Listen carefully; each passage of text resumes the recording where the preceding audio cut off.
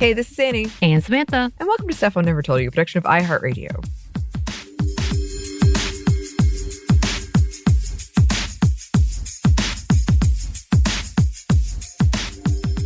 And welcome to the first Feminist around the world for Pride Month of 2024. Yay! Yes. Happy Pride Month, Anney. Thank you. And to you. Did you celebrate on the 1st? Did you get a rainbow cake? Is that a thing I should be doing? I feel like, no, I don't think you should be getting it yourself. I think I should have delivered one for you as the ally friend. So I failed on that one. My bad. No, I went home to visit my mom for a very late Mother's Day this weekend. And I would probably come back and talk about this, but I just hear so much about her church through her. And there's a lot of pride stuff happening right now. And I'm very intrigued. Well, first and foremost, congratulations on getting your car working, I guess. I did. And I've been parked in the same spot for so long, listeners, that right now I just looked out my window and there's just debris where I had parked my car. And all around it, like an outline? Like under it, because I've just been there for so long. And so I'm hoping we're getting a thunder shower right now, and I'm hoping it will wash away. But yes, I got my car started, and I finally got to visit my mom. Congratulations! I'm sure I will hear the tales of it in a bit, but that's the only thing we're going to say for this segment. Well, I'm sure we'll talk about it again in a bit. But yes, this is the first Feminist around the world for the 2024 Pride Month. It is June 4th, 2024, and just a peek behind the curtains, I got the wrong month previously, but I'm sure Christina's amazing and edited that. But you don't have to edit this because I think it's funny because I am way off. Anyway, we're going to do our first. And we are starting off this month celebrating the works of writer, entrepreneur, and activist Bandy Kiki, who likes to go by Kiki, as I just listened to one of her interviews. So there you go. Kiki currently lives in the UK, but is originally from Cameroon. And if you didn't know, Cameroon currently criminalizes same-sex relationships and activities and has been on the Human Rights Watch as violence against the LGBTQIA plus community. And according to the Human Rights Watch, quote, Cameroon's law criminalizing the same-sex conduct has created a climate that allows both other Cameroonians and security forces to abuse and assault LGBTI people without consequence, said Ilaria Ilagrossi, sorry if I mispronounced that, try my best, who is a senior Central Africa researcher at Human Rights Watch. Cameroon's law prohibits consensual same-sex relations, a crime punishable with up to 5 years in prison. Kiki knew from a young age that she was attracted to girls, but struggled due to her upbringing and religious community. Eventually, she immigrated to the UK, where she was able to explore freely who she was and began to grow in her activism. And though she may not live in Cameroon anymore, she has only grown louder in advocacy for the queer community within her home country. Here's a bit from her feature in Teen Vogue. Quote, feeling unsafe in her community, she immigrated to the UK and from there vocally advocated for queer rights at home. Through entrepreneurship, advocating through Rainbow Migration, a platform helping LGBTQI plus people to seek asylum and immigration, and taking the role of Living Free UK director, Kiki remains at the forefront of reshaping and prioritizing the lives of vulnerable groups. But before she started leading and using her talents and experience to advocate for others, Kiki went through a period of figuring out how to love and advocate for herself. Here's a bit from her story on whereloveisillegal.com. Quote, are you mad? Why did you kiss me in front of her? What if she saw us? I said angrily, afraid and alarmed. Because I wanted to, and I don't think she even saw us. If she did, she wouldn't say anything. She is my friend, and I will make sure she doesn't say anything, replied my then girlfriend assertively and utterly unperturbed by my distress. This was the conversation that took place in my university room in 2010, Yaoundé, Cameroon. Our relationship was a guarded secret, and we could only express our love behind closed doors because of the anti-LGBTQ laws and violence against LGBTQ people. It wasn't my first relations with a girl, but definitely was the first with someone so bold, notwithstanding the risk. Actually, I recall ending the relationship on the grounds of not wanting anyone to find out. So in sheer desperation to be normal, I had convinced myself that I wasn't a lesbian and was just interested in girls because I had never been with any guys. Right. And in an interview with ManchesterEveningNews.co.uk, they write, in 2006, when Kiki was 15 years old, Cameroon was swept up in an anti-gay crusade where more than 50 prominent figures were publicly called out for being homosexuals by the weekly tabloid L'Anecdote. I didn't have the typical attractions to boys, and while my friends went on and on about them, I was busy trying to unpack my feelings, Kiki explained. But this incident made me aware of the legal implications of homosexuality in Cameroon. This, in addition to the Catholic doctrine against homosexuality, sent me on a war against myself. I tried to pray the feelings away, but eventually gave in when prayers failed me. And when she moved to the UK to continue her stories, she began to be confronted with who she was, and she learned to become unapologetic for it.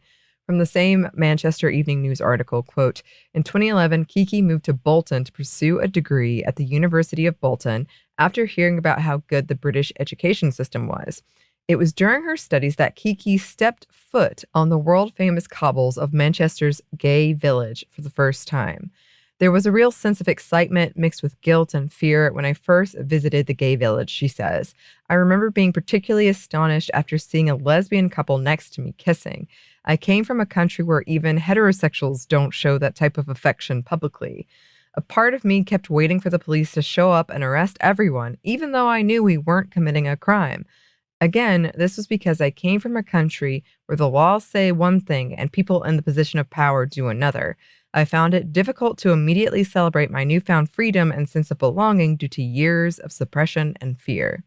And though she was confused and suppressing her own feelings, she knew she was given an opportunity to fight against the inequalities she saw happening in Cameroon. In 2015, Kiki started her own blog network where she was able to post about her opinions and views, including queer issues. Soon, she was listed as one of the most influential Cameroonians under 40, but that also brought on haters who tried to attack her for her work.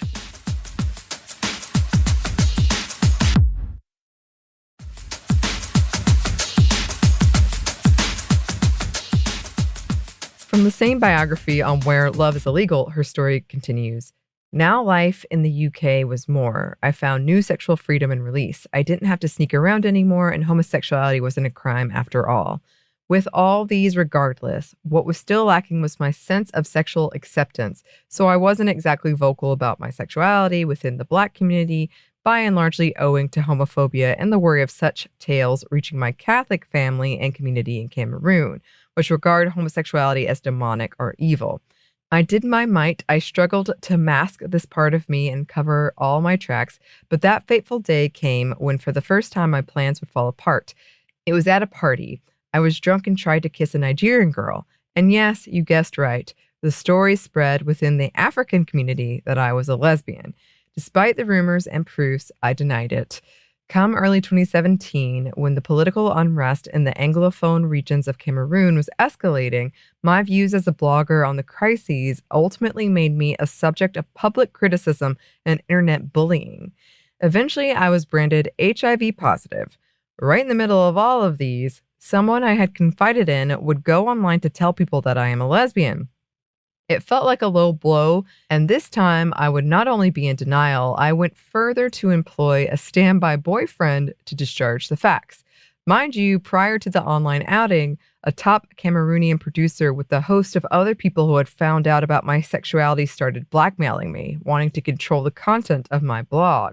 At the time, denying could have been easy, like before, but then I was living a lie. This is not me, I thought, so I made up my mind to come clean.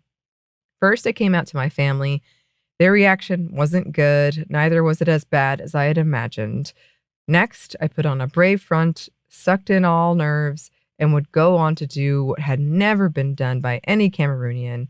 On October 14th, 2017, I announced on all my social media pages that I was gay, an unapologetic lesbian. Yeah, and today she is still working to advocate for her community and country.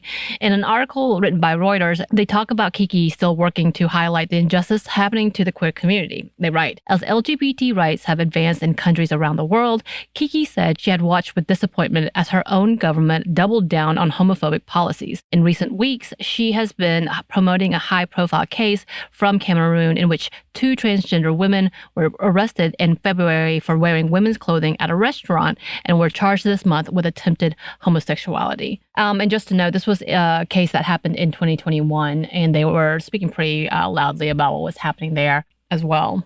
And the article continues about this case specifically. Quote, 53 people have been arrested in raids on HIV and AIDS organizations since May 2020, with some reporting having been beaten and subjected to forced anal examinations to confirm accusations of homosexuality, Human Rights Watch said.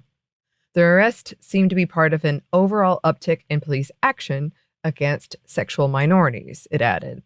Kiki says the crackdown on Cameroon's LGBT community is just a symptom of a larger problem throughout Cameroonian society. Homophobia is like a binding glue when it comes to Cameroonians, Kiki said. When it comes to hating LGBTQ people, they all come together. Right. Sounds familiar. Yep. Sure does. And she has been very vocal in talking about the continued persecution of the LGBTQIA plus community in Cameroon and refuses to slow down. And in the 2019 interview with livingfreeuk.org, Kiki speaks openly about the power of using your voice and being visible, saying that visibility is important and is empowering and is a powerful tool to use for awareness and advocacy. And she talks about her own ability to do so because she has been so attacked by the Cameroonian government that kind of opened her up to being able to be visible more so than ever before. Obviously, she is celebrated with her writings and her works and her continued amazing advocacy for her community, even still today. So there you go. Yeah. Once again, another amazing work done by someone that I'm sure we'll check back in on.